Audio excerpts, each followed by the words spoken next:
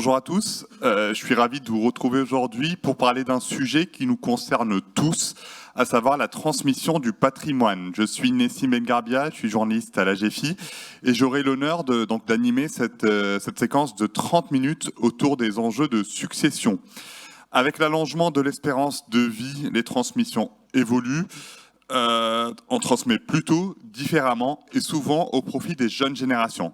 Alors, comment bien transmettre tout en profitant des opportunités fiscales et surtout, quelles sont les erreurs à éviter? Pour en parler, j'ai le plaisir d'accueillir Philippe Stebler. Vous êtes avocat fiscaliste associé du cabinet Stebler-Moati. Et Éric Simon-Michel, vous êtes notaire associé à la Baule. Bonjour. Bonjour à tous. Bonjour à tous. Alors, je vais commencer par vous, Éric Simon-Michel. Peut-être si vous nous faites un peu un tour d'horizon aujourd'hui, le 14 novembre, des possibilités fiscales qui existent pour transmettre aux petits-enfants. Qu'est-ce qu'on a le droit de faire et avec quel abattement? Merci beaucoup. Alors en effet, si jamais on s'intéresse pour se demander quels sont les dispositifs fiscaux qui sont actuellement en vigueur, déjà la première chose, c'est imaginons qu'un grand-parent n'ait absolument rien fait. Il n'a pas transmis de patrimoine à ses petits-enfants et il décide, à l'occasion d'un testament, de prévoir des legs. Il va déclarer dans son testament « Je lègue à mes petits-enfants telle somme, tels biens immobiliers ». Et bien dans ce cadre-là, la fiscalité française est extrêmement décourageante. Lors de l'ouverture de la succession, chaque petit enfant n'aura qu'un abattement de 1 594 €. Autrement dit, rien du tout. Et au-delà de cet abattement, nous allons appliquer la fiscalité en ligne directe. On a des petites tranches à 5%, 10%. On arrive très vite à une tranche de 20% qui va jusqu'à 550 000 €. Et au-delà de 550 000 €, on va avoir une tranche à 30% qui va jusqu'à 900 000. Donc vous voyez, un grand-parent qui n'a pas pensé à anticiper sa succession et qui va simplement préparer sa succession dans le cadre d'un testament et qui va avoir une pensée pour ses petits-enfants, eh bien en réalité, il va adopter une solution qui va être très punitive sur le plan fiscal pour les petits-enfants. C'est pour ça qu'il y a une opportunité qui est celle d'anticiper tout cela et de raisonner non pas en termes de succession, mais en termes de donation. Et c'est dans ce cadre-là qu'on va trouver des possibilités intéressantes. Dans ce cadre-là, on va avoir une possibilité de transmettre à chacun de ses petits-enfants 31 865 €. Excusez-moi pour ces montants, ce serait tellement plus simple si la fiscalité prévoyait 32 000 ou 31 000. Donc 31 865 € que chaque grand-parent peut donner à chacun de ses petits-enfants tous les 15 ans. Ça, c'est le dispositif global. Il en existe un autre qu'on peut cumuler sous certaines conditions. On l'appelle souvent à la télé, à la radio, les dons familiaux, ou parfois les dons Sarkozy, parce que ça avait été une idée à l'époque du ministre des Finances Nicolas Sarkozy. Et donc, c'est une donation aussi de 31 865 € qu'on peut aussi faire tous les 15 ans. Il faut simplement que le grand-père ou la grand-mère ait moins de 80 ans, et il faut que les enfants soient majeurs. L'idée qui est poursuivie, c'est qu'on transmette des liquidités aux jeunes générations pour qu'elles les réinjectent immédiatement dans l'économie. Mais lorsque les conditions sont réunies, on va pouvoir donc cumuler ces deux abattements de 31 865 € pour chaque petit enfant, chaque grand-parent, chaque... Et il me semble que la loi de finances l'année dernière a ajouté un nouvel abattement pour l'achat de la résidence principale. Exactement, ça avait même été créé en 2020-2021 à l'époque du Covid, et puis c'était un système qui, il faut bien l'avouer, n'avait pas connu un grand succès, mais il a été réactivé pourtant l'année dernière. C'est un système qui ne vise pas tellement à encourager les donations, mais à encourager le secteur du bâtiment. Voilà, on sait bien que l'immobilier va assez mal en ce moment. Donc l'idée de ce système, c'est des grands-parents peuvent donner cette fois-ci 100 000 €, donc on rentre vraiment dans des sommes importantes, à chacun de leurs petits-enfants, à condition que ceux-ci investissent dans l'acquisition d'un immeuble neuf, par exemple sur plan, vous savez, les ventes sur plan, et qu'ils utilisent le bien pendant 5 ans en tant que résidence principale ou 5 ans pour la résidence principale du locataire. Donc vous voyez, on est sur un système de vouloir permettre une transmission, mais dans la finalité, c'est de favoriser un petit peu le monde du bâtiment. Néanmoins, si on cumule tous ces dispositifs, on va pouvoir avoir des donations de 100 000, de 31 865, on va pouvoir cumuler ainsi en faveur des petits-enfants. Justement, Philippe Stebler, comment en fait profiter de ces abattements, aussi modestes soient-ils, hors acquisition de la résidence principale? Est-ce que vous pouvez nous donner un peu des astuces pour profiter, peut-être les cumuler, peut-être donner plus tôt? Effectivement, donner plus tôt permet de faire couler le délai de 15 ans au-delà duquel vous pourrez refaire des donations au profit des mêmes donataires en rebénéficiant des abattements qui se renouvellent et des tranches basses des droits de donation.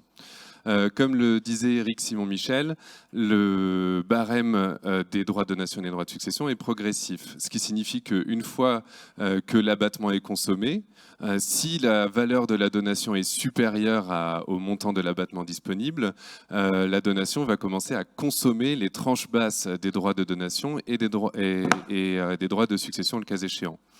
L'idée, c'est que le calcul des abattements et du barème progressif des droits de donation se calcule par donateur et par donataire.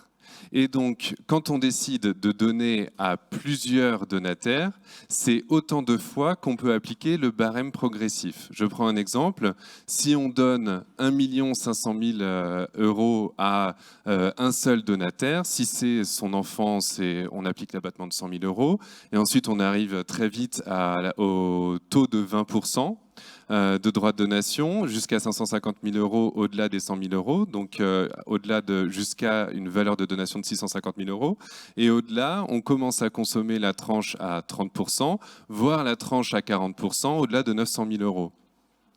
Donc, effectivement, là, le taux d'imposition est élevé, alors que pour ce même montant d'1 500 000 €, si l'on désire gratifier la même souche familiale, par exemple, non seulement son enfant, mais aussi les enfants de son enfant, donc ses petits-enfants, par exemple, on peut prévoir de donner 500 000 € à son enfant et 500 000 à chacun de ses 2 petits-enfants. Et dans ce cas-là, le barème progressif va s'appliquer 3 fois. Pour l'enfant, on consomme l'abattement de 100 000 € et au-delà, on s'inscrit très vite dans la tranche à 20%. C'est même pas la peine de parler des tranches plus basses. Et pour les donations à chacun des petits-enfants, on va consommer les tranches, les abattements de 31 865 € et au-delà, on va s'inscrire dans la tranche à 20% uniquement pour ce montant, par exemple. D'où l'intérêt de démultiplier les gratifiés. Évidemment, ça doit répondre à un objectif sincère, puisque le but n'est pas de donner à l'un pour que ce dernier renvoie l'ascenseur parce que c'est économique fiscalement. De la même manière, on a bien vu là que l'abattement pour les enfants est supérieur à l'abattement pour les petits-enfants. De temps en temps, on peut avoir, j'imagine que vous avez la question aussi, est-ce que je peux donner à mon enfant qui lui-même, donner 100 000 € à mon enfant qui lui-même va pouvoir donner à son petit-enfant qui va acheter sa première maison? Non. Non, la doctrine administrative prévoit un paragraphe spécifique sur cela. Pour dire attention, le destinataire doit être évidemment le destinataire de la donation dans l'acte doit être le destinataire réel des sommes. Merci beaucoup Philippe Stebler pour cette présentation chiffrée. Avec Simon-Michel, peut-être avant de parler de transmission, donc de dépossession du patrimoine, il y a une logique aussi d'entraide. Les grands-parents, parfois, ils veulent aider leurs petits-enfants, mais sans forcément se déposséder de leurs actifs, qu'ils soient financiers ou immobiliers. Quels sont les outils en fait, que vous conseillez qui permettent d'optimiser ces donations sans entrer dans la transmission? En effet, assez souvent, on a ce sentiment qui est exprimé par des grands-parents de vouloir vraiment donner un petit coup de pouce à la génération d'après. C'est vraiment un sentiment, un devoir parfois. On n'est pas dans l'obligation alimentaire, hein, mais dans l'esprit parfois de certains grands-parents, il y a un vrai désir d'aider, un besoin d'aider ses petits-enfants. Et donc, les mécanismes qui vont être utilisés par eux vont être perçus par eux comme étant une entraide plutôt qu'une transmission. Et pourtant, d'un point de vue juridique et fiscal, on va parfois être amené à manœuvrer des mêmes concepts que ceux que l'on applique pour les transmissions. Souvent, ce qu'on va avoir comme besoin de la part des grands-parents, c'est de vouloir, par exemple, aider au financement des études des petits-enfants.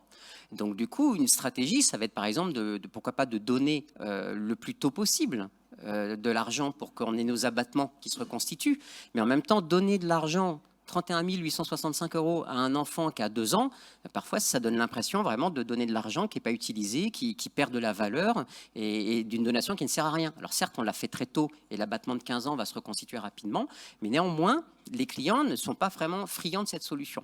Et bien malgré tout, dans ce type de solution, on va proposer comme que cette donation se fasse et qu'en même temps, il y ait l'ouverture d'un contrat d'assurance vie au nom directement du mineur. Les fonds vont être placés sur ce contrat d'assurance vie, les intérêts vont se capitaliser. Et l'idée, c'est par exemple de le faire avant les 10 ans de l'enfant. Et quand l'enfant a 18 ans, notre contrat d'assurance vie a une durée de 8 ans, ce qui permettra à l'enfant de faire des retraits pour financer ses études en étant exonéré, puisque ce seront des retraits inférieurs à 4 600 €. Donc, vous voyez, on va utiliser l'assurance vie en même temps qu'une donation. Et puis parfois, si un grand-parent a peur que le petit enfant dilapide les fonds, à 18 ans, on n'est pas toujours très raisonnable, on va pouvoir permettre dans la donation l'obligation de remployer les fonds dans une assurance vie et on va prévoir une clause d'inaliénabilité. On va dire que l'enfant n'aura pas le droit de récupérer les capitaux avant l'âge de, on met ce qui est assez communément admis, c'est 25 ans. Il n'y a pas de loi, il n'y a pas de texte, mais simplement les clauses d'inaliénabilité en droit ne sont possibles que si elles correspondent à un intérêt légitime, sérieux, et on ne peut pas bloquer des fonds pendant une durée indéterminée. Donc vous voyez, premier mécanisme sympa, il faut dire comme ça, pour aider un grand-parent à financer les études de ses petits-enfants, une donation adossée à une assurance vie. Ça, c'est pour le patrimoine financier, mais par exemple, si j'ai une maison et j'ai une maison à Paris, il va faire ses études, mon petit-fils à Assas ou à la Sorbonne, qu'est-ce que j'ai le droit de faire et qu'est-ce que j'ai pas le droit de faire? Eh bien, en effet, on a très souvent le cas. On va avoir un petit-fils qui va faire des études brillantes de droit. Maître Stabler et moi-même, on l'encourage à faire des études de droit. Il va arriver à Sorbonne. Les grands-parents ont un joli appartement, valeur locative 2 500 € par mois pour cet appartement. Et l'un des petits-enfants va bénéficier de cet appartement. Voilà. Et il va y vivre pendant 5 ans. Donc 2 500 € par mois sur 5 ans, ça représente un avantage économique absolument indéniable. Est-ce qu'on peut le faire? Est-ce qu'il y a des problèmes? Là-dessus, c'est une saga jurisprudentielle incroyable. Je vous la résume juste en 2-3 phrases. En 1917, la Cour de cassation considère que ce n'est jamais une donation que de loger un membre de sa famille. En 1997, elle dit ça peut être une donation. En 2005, elle dit c'est toujours une donation. Et puis finalement, en 2013 et 2017, elle s'est stabilisée pour dire que ce type de pratique qui consisterait à loger un membre de sa famille, c'est difficile de démontrer qu'il s'agit d'une donation. Voilà un petit peu l'état actuel de la jurisprudence, et notamment dans les jurisprudences, si on va qualifier ça de commodat, donc c'est un contrat qu'on peut signer, le grand-père va signer un contrat avec son petit-fils de commodat, alors c'est un mot qu'on utilise, ça veut dire un prêt, tout simplement, c'est je te prête mon appartement pendant 5 ans, eh bien ce n'est pas considéré comme une libéralité, comme une donation, et donc l'administration fiscale ne pourrait pas attaquer l'abattement de 31 865 €. Philippe Stabler, justement, fiscalement, par rapport à l'hypothèse qui a été évoquée, cet appartement, donc ce bien, est-ce que je paierai encore, je me place du côté du grand-parent, je paierai encore de l'IFI dessus? Est-ce que je paye l'IR? Comment ça se passe en fait?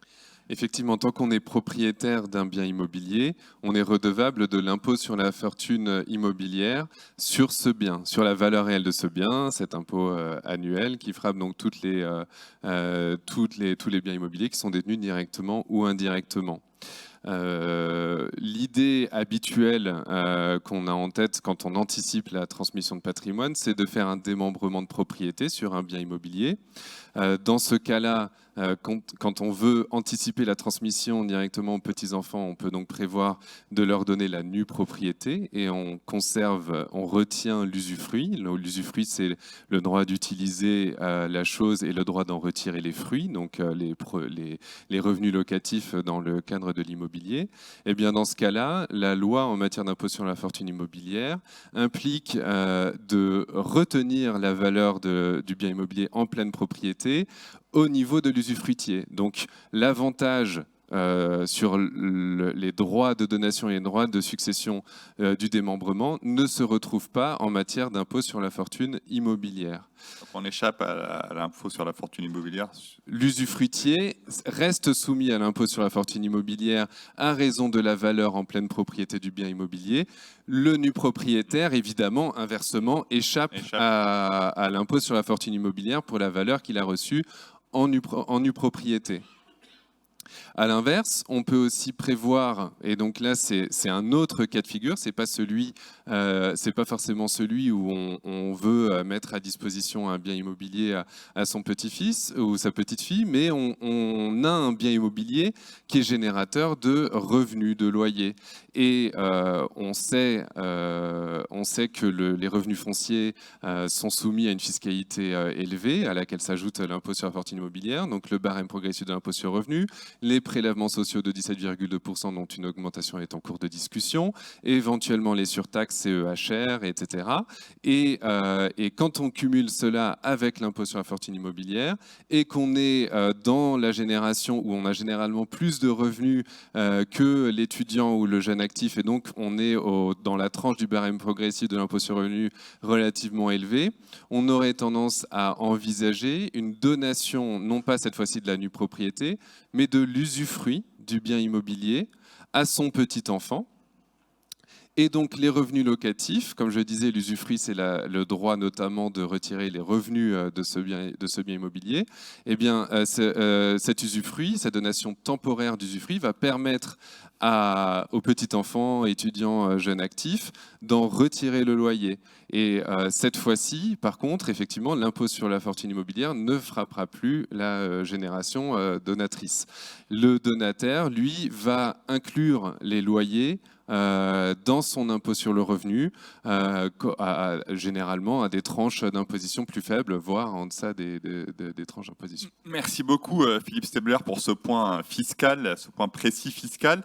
On va évoquer peut-être la question, la problématique de la transmission patrimoniale pure. Donc on était dans une logique d'entraide. Là on va évoquer un peu la transmission, le cœur du sujet. Pouvez nous rappeler, Éric Simon-Michel, rapidement, en fait, les outils disponibles. On évoque souvent la donation partage transgénérationnel. Est-ce que vous pouvez nous expliquer vraiment schématiquement en 2 mots en fait, le fondement de cet outil? Bien sûr, en effet, la donation partage transgénérationnelle, c'est un outil qui existe dans notre droit français depuis 2006, seulement depuis 2006. Pourquoi est-ce que ce mécanisme est très intéressant? D'abord, la donation partage, sans même parler de plusieurs générations. Une donation partage qu'un parent ferait à ses enfants, donc vous voyez, je ne parle pas encore de petits-enfants, la donation partage, c'est un outil extraordinaire, puisqu'en fait, c'est ni plus ni moins qu'un partage de succession partiel, parce qu'en général, on va juste transmettre quelques biens, mais on va sortir des biens pour de bon de sa succession, et c'est donc le défunt qui, de son vivant, aura déjà partagé sa succession. Et on va arriver à un effet bénéfique extraordinaire, c'est que les valeurs qui sont données sont gelées. J'ai donné 3 appartements à chacun de mes enfants, chaque appartement vaut 200 000 euros. Au décès, un des appartements est à 400, un autre est à 500 000 et un autre est à 700 000. Eh bien, malgré les différences de valeur au moment du décès, on va considérer qu'on n'a plus à en discuter dans le cadre de la succession, puisque les biens ont été donnés dès la donation partage, qui valait en elle-même un véritable partage de succession. On appelle ça le gel des valeurs. Le problème, c'est qu'on ne pouvait pas le faire pour des petits-enfants. Quand un grand-père donne à ses petits-enfants, on n'est pas du tout dans cette dynamique-là. On ne peut pas normalement faire de donation-partage, parce que comme la donation-partage est un partage de succession anticipé, les petits-enfants, normalement, ne viennent pas à la succession des grands-parents lorsque les enfants sont encore en vie. Et c'est pour ça que le notariat, dès l'année 2000, c'était le congrès des notaires de Lille en 2000, a réclamé que la donation partage puisse s'appliquer aux petits-enfants. Ça a été chose faite depuis 2006. Donc c'est vraiment un outil fabuleux où on va prendre l'exemple d'un grand-père qui a par exemple à 85 ans, qui a 3 enfants, qui ont 62, 65, 66 ans, et 3 enfants qui ont déjà du patrimoine. Ils ont déjà du patrimoine, ils n'ont pas forcément besoin de recevoir des biens.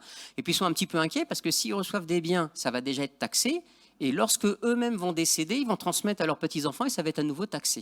Donc dans ce cadre-là, on va pouvoir préférer transmettre à la génération d'après. Et donc dans la donation partage transgénérationnelle, c'est vraiment un acte dans lequel le grand-père va donner un petit peu schématiquement un instant de raison à ses enfants, qui eux-mêmes, les enfants, consentent finalement à ne pas recevoir et que ça aille à la génération d'en dessous. La génération d'en dessous, l'enfant A, il aura peut-être 3 enfants, donc on a 3 petits-enfants, A1, A2, A3. L'enfant B, lui, il n'avait que 2 enfants, B1, B2. Puis l'enfant 3, il en avait un petit enfant, C1. Chaque souche va recevoir un bien dans la donation partage transgénérationnelle. Et ça va permettre directement d'allotir les petits-enfants sans prendre de danger par rapport à la quotité disponible. Quand on transmet directement à des petits-enfants, ça peut créer des problèmes dans la succession. La donation partage transgénérationnelle va éviter ces difficultés et va ouvrir un cadre fiscal qui peut être intéressant. Justement, je rebondis. Si ces petits-enfants sont mineurs, en fait, ils ne peuvent pas disposer juridiquement de ces biens, qu'ils soient meubles ou immeubles. Qu'est-ce qu'on peut faire? Alors, il y a plusieurs options. Souvent, il y aura une bonne entente entre les parents, les grands-parents et la famille. Donc, ce sont les règles globalement de l'administration légale qui vont fonctionner. C'est-à-dire que les mineurs reçoivent les biens et ils sont sous la jouissance des parents. Alors, souvent, on va essayer de faire des choses un tout petit peu plus complexes, mais vous allez voir, c'est très simple. Les enfants, dans mon exemple de mon grand-père qui a 85 ans et qui a 3 enfants qui ont la soixantaine, ils veulent bien qu'on transmette directement aux petits-enfants. Mais après tout, ils aimeraient peut-être bien goûter aussi un peu à la succession. Donc en fait, on va régler ça comme ça. Le grand-père va donner aux petits-enfants en se réservant l'usufruit. Donc les petits-enfants n'ont que la nue propriété, donc ils n'auront pas de gestion du bien au niveau de leur minorité en étant nus propriétaires.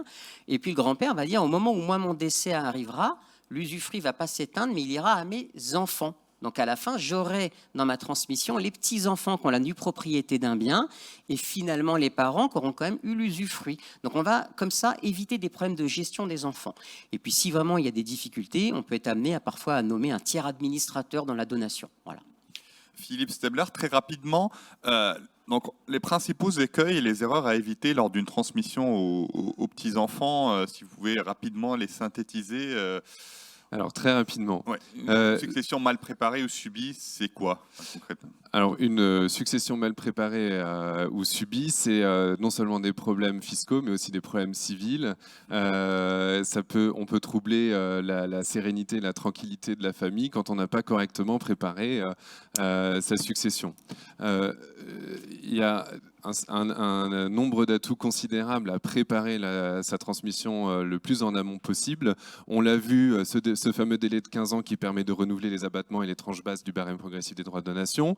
Mais on a également, dans le cadre d'une donation transgénérationnelle, la possibilité du point de vue fiscal de donner une première fois à la génération d'après, donc ses enfants, et d'attendre ensuite la vie allant, d'attendre au moins 15 ans pour réincorporer, j'utilise le terme technique, pardon, mais réincorporer cette première donation et la délivrer non plus aux enfants, mais aux petits-enfants. Et si on a attendu un délai minimum de 15 ans, la nouvelle donation ne sera pas soumise au droit de donation selon le barème qu'on évoquait tout à l'heure entre grands-parents et petits-enfants, mais sera uniquement soumis à un droit de partage qui est d'un taux de 2,5% qui défie toute concurrence. Donc on voit bien que quand on prépare dans le temps long, parce que le délai de 15 ans, il n'a pas toujours existé en l'état, le délai de 15 ans, c'est le temps long. Effectivement, ça permet d'utiliser des leviers fiscaux extrêmement avantageux. On a d'autres leviers. En 2 mots, parce qu'on n'a plus beaucoup de temps. Okay. En 2 mots, 2 autres leviers, c'est la donation-cession. On ne peut pas avoir cette discussion sans parler de cela. C'est-à-dire qu'on donne un bien, au lieu de le vendre directement, parce qu'on a dans l'idée de le vendre, mais on a aussi une idée de transmission, au lieu de le vendre, on le donne d'abord à son petit-enfant, qui lui le vend après. Si les choses sont bien faites avec le bon séquencement et qu'on est réellement dans une logique de transmission, donc le prix reste bien chez le donataire, on a un effet de, entre guillemets, purge de la plus-value, on subit les droits de donation selon le barème qu'on évoquait tout à l'heure, mais le donataire calcule sa plus-value par rapport au prix de vente et le prix de revient qui correspond à la valeur retenue pour la donation, augmenter d'ailleurs des droits de donation s'ils sont supportés par le donataire.